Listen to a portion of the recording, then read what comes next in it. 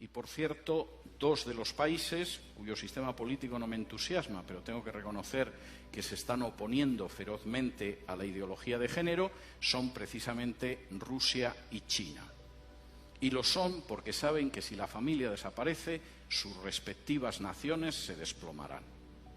En una entrevista que pueden ustedes encontrar en YouTube, en la que el director de cine norteamericano Oliver Stone entrevista a Vladimir Putin, en uno de los fragmentos de una entrevista de 4 horas editada, le pregunta por la homosexualidad y le pregunta por cómo es posible que en Rusia no se pueda difundir la ideología de género en las escuelas y no se pueda hacer proselitismo homosexual.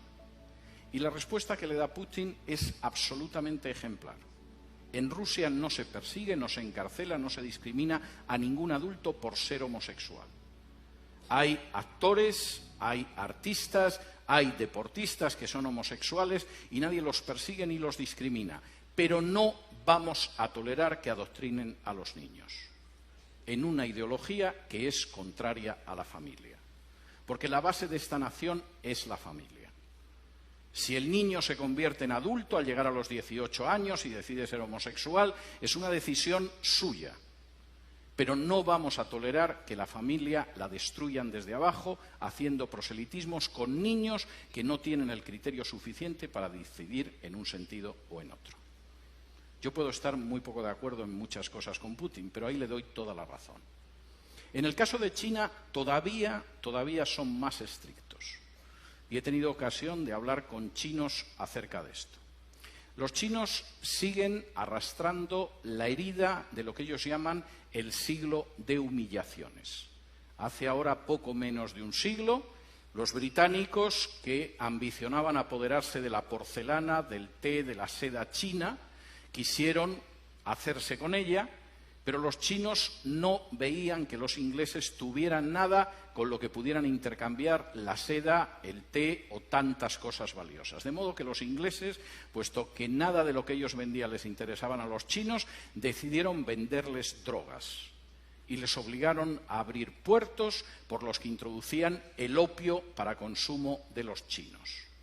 Los chinos se opusieron, la Marina británica era más poderosa, y después de perder 2 guerras no tuvieron más remedio que aceptar puertos extranjeros que introducían el veneno de la droga en China y que sumieron durante prácticamente un siglo a China en el mayor sometimiento y la mayor explotación a potencias extranjeras que había vivido en una historia milenaria. La visión de los chinos sobre la ideología de género es la misma. Esto es peor que el opio que trajeron los ingleses. Y si dejamos que entre en nuestra sociedad y que destruya la familia, el efecto va a ser peor que el opio británico. No lo vamos a tolerar. No porque seamos cristianos, el régimen es un régimen ateo, sino porque creemos en la familia y sabemos que la nación se basa sobre la familia. Me da mucho pesar que naciones que no son cristianas, sin embargo, a la hora de defender a la familia, parece que tienen una idea más clara que otras naciones que supuestamente lo son. En quinto lugar, y esto es tremendo, la ideología de género es una bomba de relojería demográfica. No hay nación ni cultura que pueda sobrevivir con un crecimiento demográfico inferior al 2,5. Están ustedes ya por debajo del 2,5 en la República Dominicana. Hasta el 2,3, que es su tasa de crecimiento en estos momentos, tienen posibilidad de reacción. Todavía es reversible, quizá en una generación, un proceso de desplome demográfico. A partir del 2% no hay esperanza.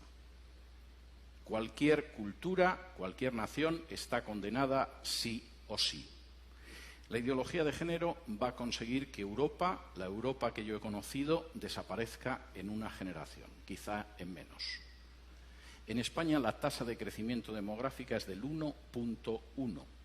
Es normal, hemos matado más de 1 millón de criaturas en el vientre de sus madres, siguiendo la supuesta salud sexual y reproductiva. La tasa de crecimiento de los musulmanes en España es del 8,1. Como ven, el futuro que le espera a la cultura española y a la nación española no es ideal.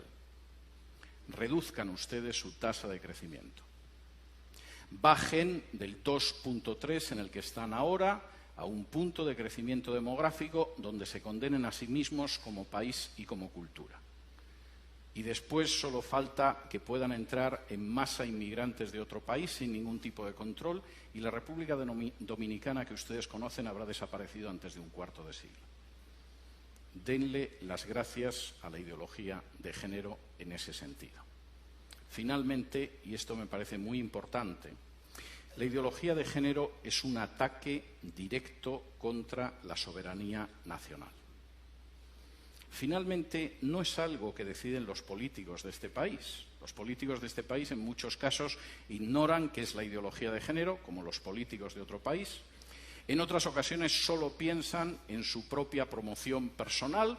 Un político sin apenas importancia puede acabar siendo ministra de la Mujer o ministro o secretario general de políticas de igualdad o cosas de este tipo. Les han asegurado la vida para los próximos 30 o 40 años engañando a la población. El problema es que eso significa el final de su soberanía y de su independencia nacional. La ideología de género se está imponiendo en países donde para poder recibir ayuda de instituciones internacionales, préstamos, renovación de créditos, se exige y se presiona a esos países para que admitan en su derecho interno la ideología de género. Y he tenido la posibilidad de hablar con dirigentes de países de Hispanoamérica y no de Hispanoamérica que tenían que confesar las angustiosas presiones que habían recibido de organizaciones ligadas a Naciones Unidas o al Departamento de Estado de Estados Unidos para admitir la ideología de género en su seno o enfrentarse con una situación difícil desde una perspectiva económica.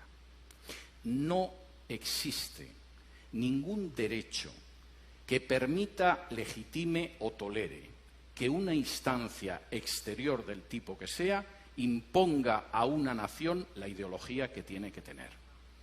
Por muy pequeña que pueda ser esa nación, por muy reducido que sea su peso en el concierto internacional, por muy joven incluso que pueda ser en términos históricos, no existe organización internacional, fundación privada o país extranjero que tenga derecho a imponerle la ideología de género. Y eso es algo que ustedes tienen que tener claro.